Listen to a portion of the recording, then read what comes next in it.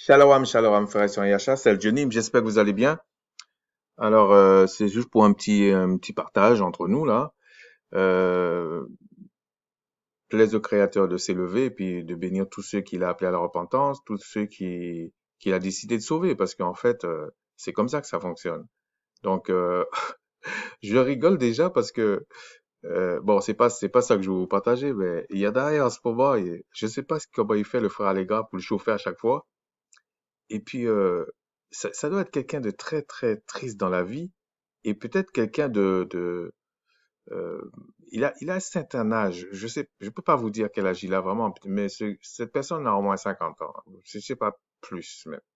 Mais ce qui est étonnant chez lui, ou en tout cas pas loin, ce qui est étonnant, c'est que pour quelqu'un d'un certain âge, il n'a pas 20 ans, il n'a pas 30 ans, parce que tu veux dire 20 ans, 30 ans, bon, tu commences à apprendre un peu l'expérience de la vie, et puis je parle du scooter, et, et tu le dis, mais peut-être que à 20 ans, tu peux dire que tu es naïf, à 30 ans, tu peux être naïf, mais à un certain âge, c'est que tu es bête, c'est pas naïf. Parce qu'avec l'expérience, je suis sûr qu'il y a des choses de la vie de tous les jours, là. Tu lui dis comment le monde fonctionne à peu près, parce que personne ne sait exactement tout ce qui se passe. Même si on peut dire il y a des gens qui connaissent plus que d'autres. Je suis convaincu que lui, il va dire là, c'est pas possible. Alors que c'est ça ce monde, en fait. Mais ce qui est étonnant, c'est que, vous savez, il fait partie des gens que la parole dit on va les juger sans la loi. Mais ils pensent qu'ils vont passer à travers. Parce qu'ils pensent que quand on dit juger sans la loi, c'est qu'il n'y a pas la loi. C'est ça qui est très dommage, tu vois. Et donc, dernièrement, il a fait. Par exemple, c'est le genre de type qui vient. Je prends 2, 3 minutes pour parler de ça parce que ça me fait rire en même temps. Je me dis à un moment donné, on va plus entendre parler de lui en fait. À un moment donné, ça va arriver. Et qu'est-ce qu'il fait? Euh, il dit par exemple au frère Dawad, au frère Allegra, c'est les deux que j'ai vus qui disent ça. Oui, mais vous êtes responsable s'il y a quelque chose qui arrive à quelqu'un, s'il y a quelque chose qui se passe. Regarde, le gars a dit ça ou la personne a dit ça, pourquoi vous dites rien, etc. Des trucs comme ça. Mais lui-même, avec tout ce qui se passe chez les témoins de Jéhovah, entre les fausses prophéties, les scandales de pédophilie, il y a toutes sortes de trucs. Même des trucs sectaires dans le mauvais sens du terme, c'est-à-dire on te retient, on t'empêche de partir, etc.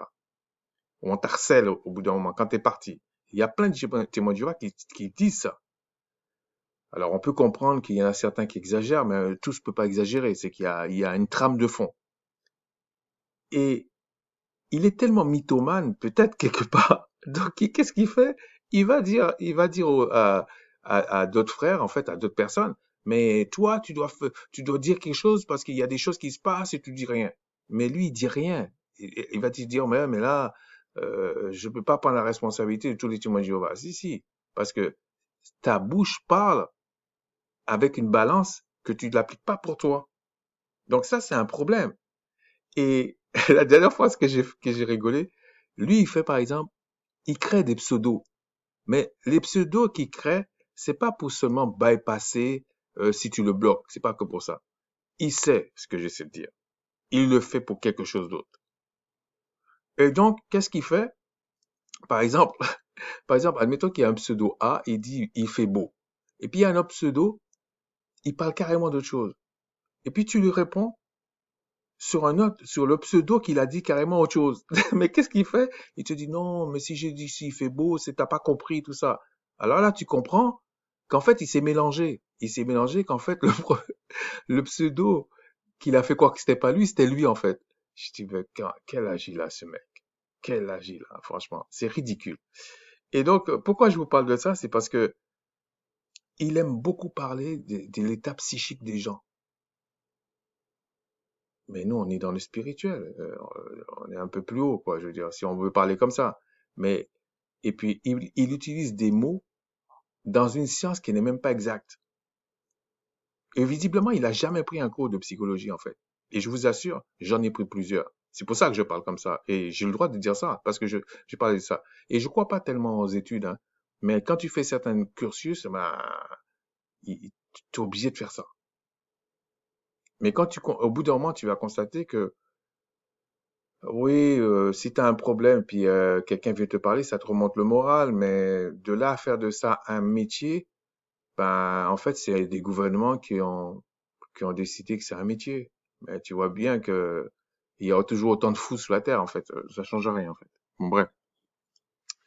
Et je dis pas qu'il en faut pas, parce que la société, les gens sont tellement individualistes, les gens sont tellement isolés que peut-être que ce métier-là a quand même un sens dans le sens où, ben, au moins tu peux aller voir la personne pardon, pour parler et désamorcer une bêtise que la personne va faire, en fait. Mais bon, ça, c'est un point de vue, mais je crois pas en ce genre de science, ok? Parce que avec de l'expérience, un peu même quelqu'un qui a un peu d'expérience de la vie, ben, il est psychologue.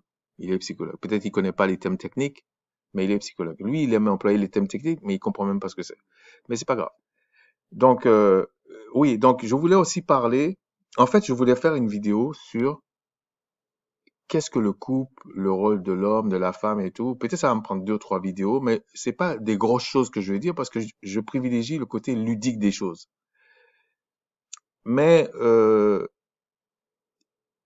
on va commencer par ce que je vais faire aujourd'hui, qui parle pas du couple en lui-même, mais c'est toujours pour vous montrer l'hypocrisie de ceux qui se disent chrétiens et tout ça, et qui font une distinction euh, quasiment euh, répulsif, en fait, entre ce qu'ils appellent la Nouvelle Alliance et l'Ancienne Alliance.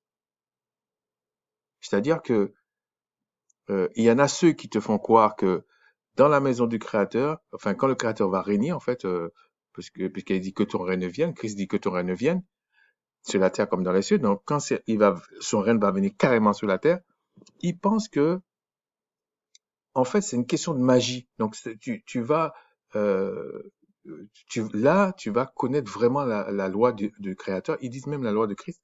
Et puis, comme ça, tu vas marcher. Ah bon? Ok.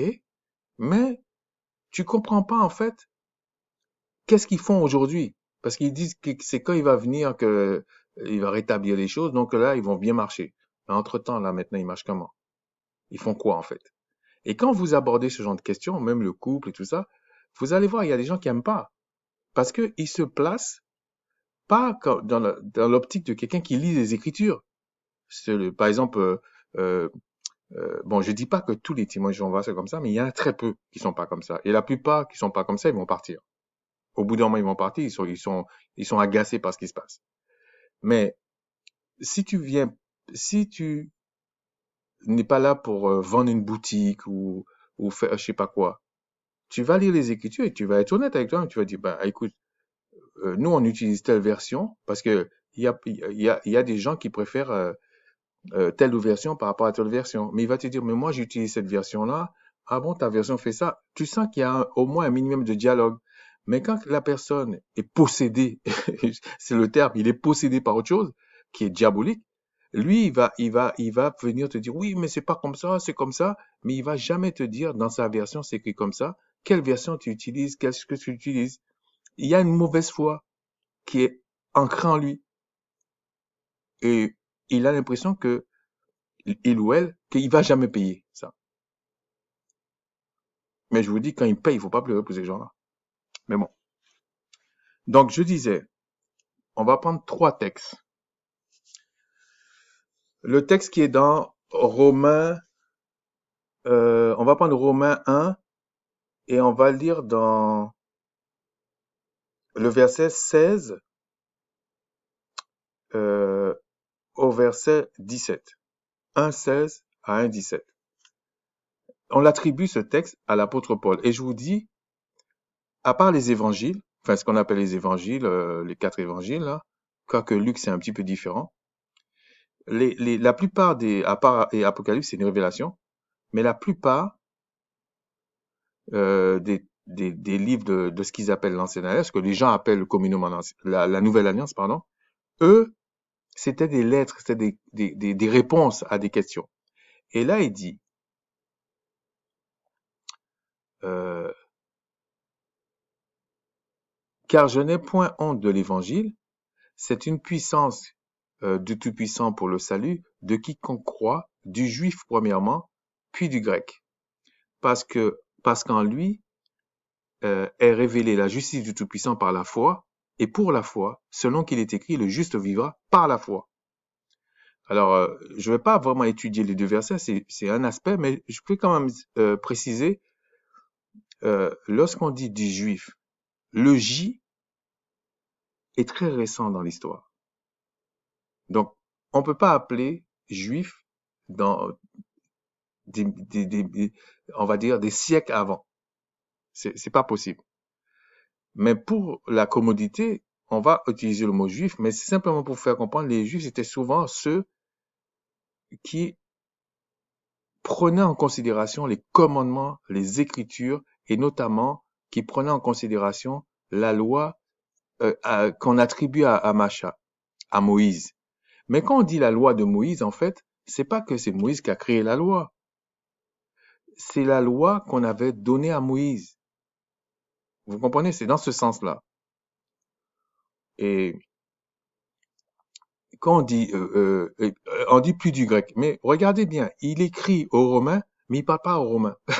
Il dit c'est les Juifs premièrement, puis du grec. Mais quand on dit grec là, en fait c'est pas les Grecs. Je pense que le frère Allegra avait fait une vidéo sur ça qui explique ça très bien. Mais il y a carrément des Bibles, vous n'allez pas trouver. Si vous connaissez pas l'explication, posez-vous la question quand vous allez lire dans certaines Bibles, vous allez voir des traductions qui est marquées de helléniste. Et allez chercher helléniste et vous allez voir qu'en fait, c'était pas des Grecs comme on imagine. C'était des Israélites qui avaient abandonné la loi et qui vivaient en Grèce. Donc, c'est comme par exemple, vous prenez je sais pas moi, comment je peux dire? Vous prenez oui, ça peut être des Congolais ou ce que vous voulez, qui habitent en France. Ils ont les papiers français, ils sont parfaitement français. C'est pas ça le problème. Mais en réalité, euh, ils sont congolais en fait. Avec le papier, ils sont français. Bon, les Martiniquais, je ne cite pas parce que c'est encore plus compliqué. Parce que on n'a pas de pays en fait. On n'a pas vraiment de pays. On a des territoires outre-mer, mais en même temps, on a les papiers. Et quand on veut cracher sur nous, on crache. On crache. Bon, c'est les Guadeloupéens, c'est pareil. Hein, faut pas se faire d'illusions. Mais on nous explique toujours qu'on doit, comment dire, comprendre. Les choses vont changer à un moment donné. Mais c'est sûr que ça va changer à un moment donné. Et j'aimerais pas être à votre place en fait. Mais c'est sûr que ça va changer. Mais bon. Et donc, quand il dit le juif, premièrement, puis du grec, là, il dit pas le monde entier, parce il parle du juif et du grec. Donc, même les gens qui vous disent le monde entier, il y a plus juif ni grec, et ouais, mais là, il parle de juif et de grec seulement, hein. Il parle pas des autres. Et regardez, il dit selon qu'il est écrit, le juste vivra par la foi. Donc, on va dire, mais c'est selon qu'il est écrit où? Donc, les personnes qui sont toujours de mauvaise foi, ils vont aller dans Hébreux 10. Parce que ça a été redit ici. Donc, ils vont dans Hébreux 10. Parce qu'il faut pas aller plus loin. Hein. Il faut rester la loi de Christ, ok? Comme si Christ était un électron libre comme ça. Lui-même dit, la nourriture que j'ai, c'est de faire la volonté de mon Père qui est dans les cieux. Mais bon. Et regardez ce qui est marqué. Ouais, on va aller ici. Alors, on va aller.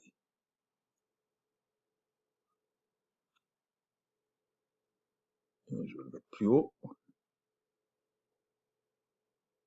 Oui, on va pas lire plus haut en fait. On va regarder à partir du verset 37. 10-37. Donc, on va dans Hébreux 10-37. Encore un peu de temps, enfin, encore un peu de temps, celui qui doit venir viendra, et il ne tardera pas. Et mon juste vivra, ma version c'est mon juste, il y en a d'autres, ça varie un peu. Et mon juste vivra par la foi, mais s'il se retire, mon âme ne prend pas plaisir en lui. Nous ne sommes pas de ceux qui se retirent pour se perdre, mais de ceux qui ont la foi pour sauver leur âme.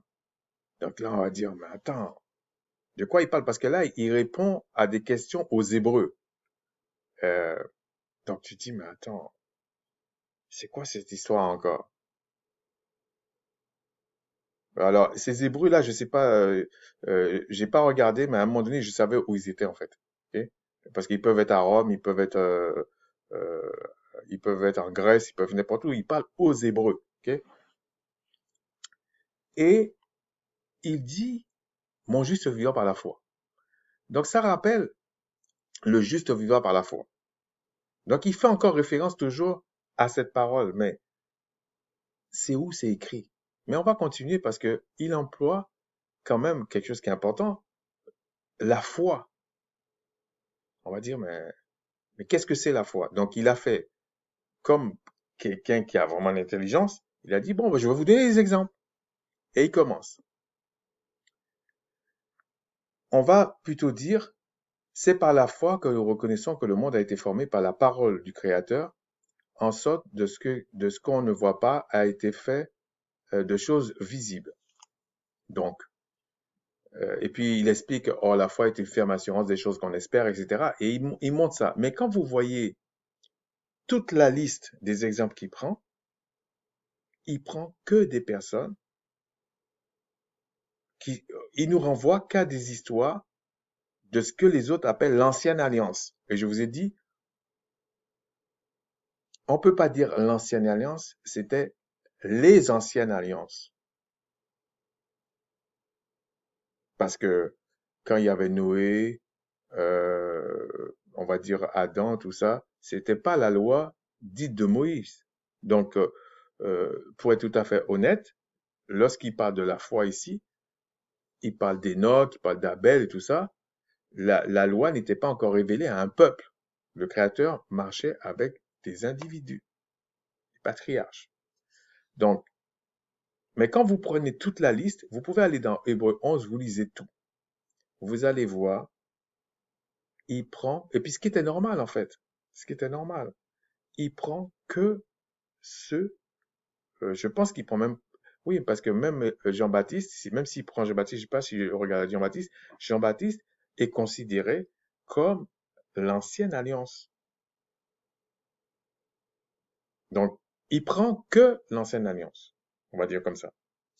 Pour qu'on se mette d'accord. C'est pas, j'emploie le mot ancienne alliance, c'est pour vous compreniez l'hypocrisie de certains. Et là, vous dites, mais attendez, ça fait 2 fois qu'il parle de mon juste vivra par la foi, le juste vivra par la foi, mais ça sort d'où? Il y a même un, il dit, il est écrit. Donc, vous allez dans Habakkuk, chapitre 2, et puis on va le lire, ok? Chapitre 2. J'étais à mon poste et je me tenais sur la tour. Je veillais pour voir si le Tout-Puissant qu'est-ce que le Tout-Puissant, pour voir ce que le Tout-Puissant me dirait. Et ce que je répliquerais après ma plainte. Le Tout-Puissant m'adressa la parole et il dit, écris la prophétie, grave-la sur des tables afin qu'on la lise couramment.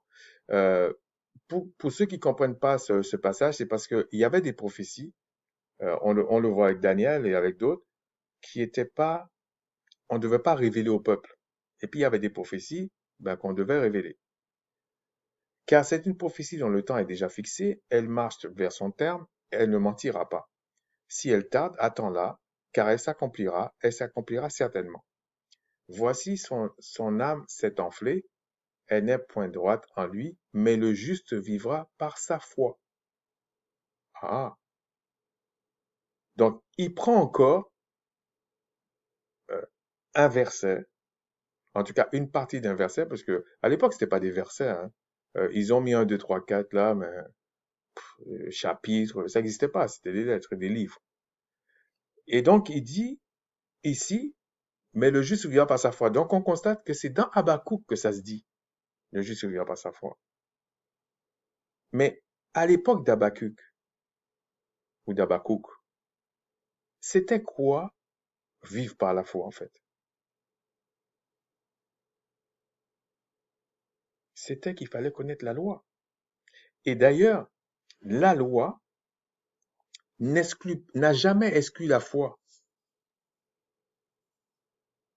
Parce que la loi est basée sur ce qui est bien et ce qui est mal. Ce que le Créateur a déclaré bien, ce qu'il a déclaré mal. Donc, à partir de là, ça veut dire que même quand la personne dit, ah non, il faut marcher par la foi, il faut lui demander, explique-nous ce que tu appelles la foi, là, qui est écrit, là, qui est écrit dans ces deux passages-là. Parce qu'ils vont vous prendre ça. Ils vont vous prendre Hébreu 11. Ouais, la foi, c'est une démonstration. C'est voilà, voilà. Mais ça sort d'où?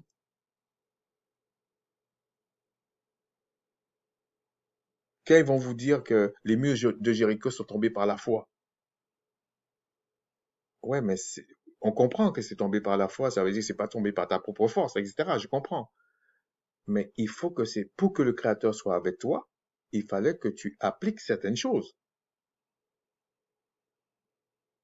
C'est comme ça fonctionne.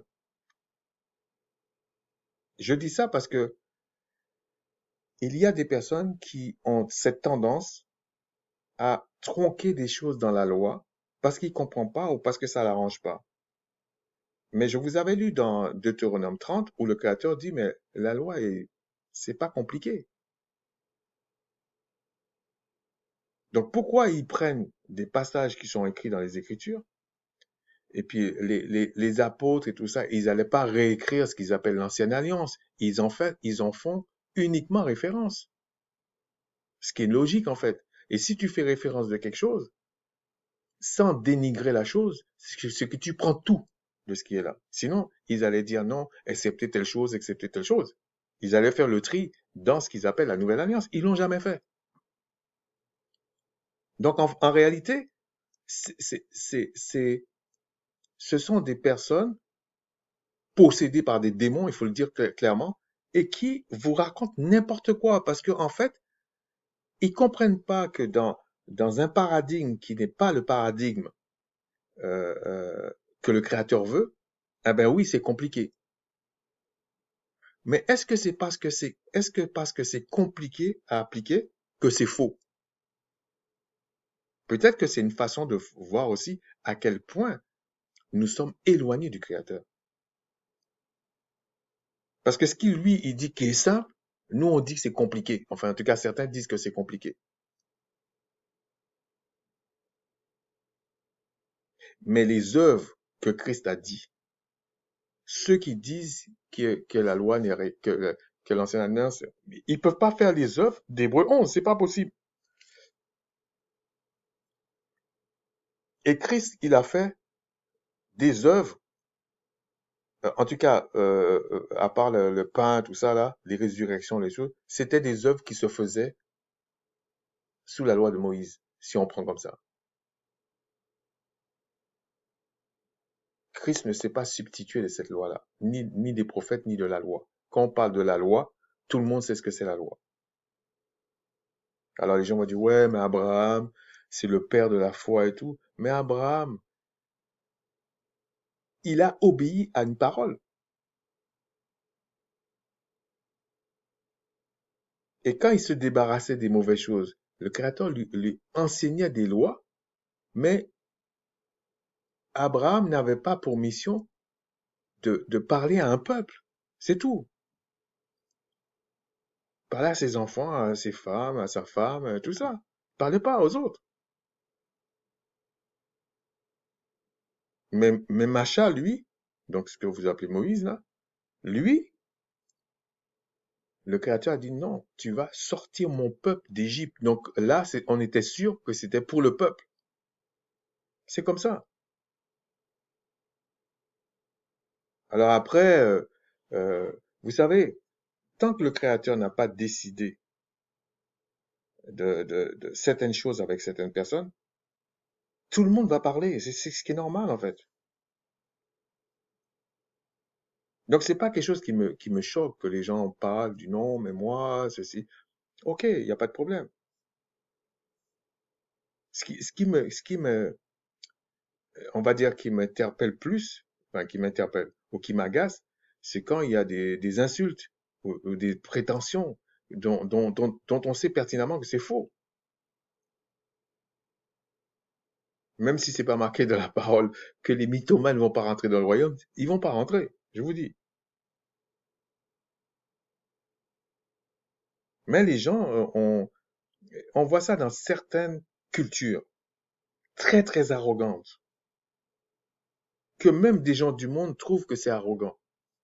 C'est-à-dire même entre eux, là. Ils disent non, là, ce pays-là, les gens sont arrogants là-dedans. Mais quand on dit arrogant, c'est péjoratif. C'est-à-dire que tu dis des choses dont on sait pertinemment que tu n'es pas capable de le faire.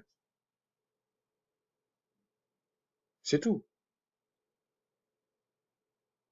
Et si les gens étaient des gens honnêtes avec eux-mêmes, ils diront, je ne connais pas le Créateur.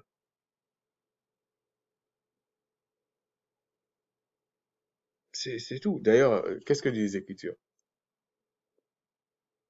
Alors, si on va dans Jean 1, euh, au commencement était la parole, donc ils disent que c'est le Christ. Mais bon, on va pas rentrer dans ça parce que je parle pas à ces gens-là, donc on va pas rentrer dans ça. Mais ce qui est intéressant, dans 1 Jean 18, il dit, personne n'a vu le Créateur. Le Fils unique, je vous ai déjà expliqué pourquoi on dit unique, parce qu'il cumulait trois statuts en même temps, la prophétie, la royauté et la sacrificature. Aucun n'a cumulé les trois, mais bon. Qui est dans le sein du Père est celui qui l'a fait connaître. Donc, en fait, malgré tout ce qui se passait, et là il parle, il dit personne n'a jamais vu le Créateur. Mais pourtant, on vous dit que Macha parlait face à face avec le Créateur. Mais là, on vous dit personne n'a jamais vu le Créateur. Il n'a pas menti. Et de dire que Macha parlait face à face avec le Créateur, c'est pas faux non plus. Mais c'est pas l'objet. C'est simplement, quand il dit personne n'a jamais vu le Christ, le Créateur, c'est que personne n'a jamais vu le Créateur aussi près que le Christ. C'est simplement ça. C'est-à-dire que quand tu as une réconciliation par le Christ, par le Machaya, le Créateur te met à un statut que tu, que personne, que, il donne à personne ce statut-là. Sachant que le peuple du Créateur, à ce moment-là, devient l'épouse du Christ. Ok? C'est simplement pour expliquer, parce qu'il y a des personnes qui pensent que quand on prend la comparaison entre le Christ et l'Église, l'homme et la femme, c'est anodin. C'est pas anodin du tout. C'est pas anodin du tout. Et si les personnes sont vraiment spirituelles, dans le sens que le Créateur les a établis et tout ça, ils devraient faire attention à ce qui est écrit dans les Écritures. Parce qu'il y a un temps pour se moquer, un temps pour faire n'importe quoi, un temps pour rigoler, un temps pour se chamailler, un temps pour tout ce que vous... Mais il y a un temps pour le jugement, hein. C'est comme ça. C'est pour ça que les gens, ils ont l'impression que, ben comment ça se fait, ben moi je viens te cracher dessus et puis je fais ça ou je fais ça à telle personne, je torture un tel, je fais ce machin, et le créateur fait rien. Qui vous dit qu'il fait rien? Qui vous dit qu'il fait rien? Au moment où il va décider, il va le faire. C'est comme ça. Donc tout ça pour dire, je vais finir là-dessus, il y a un point important, qu'on le prenne dans ce qu'ils appellent la nouvelle alliance ou dans l'ancienne alliance, comme ils veulent. Personne ne peut être sauvé sans la foi. Mais quand on parle de la foi, si vous voulez, la foi, c'est comme une pièce. Il y a une face qu'on appelle foi, si vous voulez, et l'autre pièce qu'on appelle loi. Hein? C'est comme ça. Ça veut dire que si tu ne peux pas venir dire aujourd'hui, j'ai la foi, si tu ne pratiques pas les lois. C'est comme par exemple, un dernier exemple. Bon, je dis pas vraiment, c'est un exemple. Ok? C'est un exemple, c'est pas parfaitement la même chose. Ok? Je donne à quelqu'un une recette, ou on va prendre comme ça. On va pas parler de moi, ok? Il y a quelqu'un qui donne une recette à une autre personne, ok? Donc il lui donne la recette, et puis l'autre lui dit, t'es sûr que ça marche, ça? Puis tu dis, non, fais-le. Quoi? Quoi? Fais-le. Voilà, voilà les ingrédients, fais-le. Ça doit donner ça. Mais le fait que la personne prenne la recette, va chercher les ingrédients, fait la recette, et va le manger après, et en tout cas ça produit quelque chose, qui est de la nourriture en fait pour manger, la personne a pris la recette et a été le faire, c'est aussi la foi ça. Ça c'est la foi. Parce qu'au moment où la personne lui donne la recette, il y a pas le plat. Ben, prenez la foi en le Créateur, la même chose, et associez-le à la loi, on va dire entre guillemets, comme si la loi c'était la recette. Donc tant que tu l'appliques pas, ça produit pas ce que le Créateur il a dit. Sur ce, je vous souhaite un gros shalom, et puis je vous dis, plaise au Créateur de continuer à nous bénir tous. Shalom.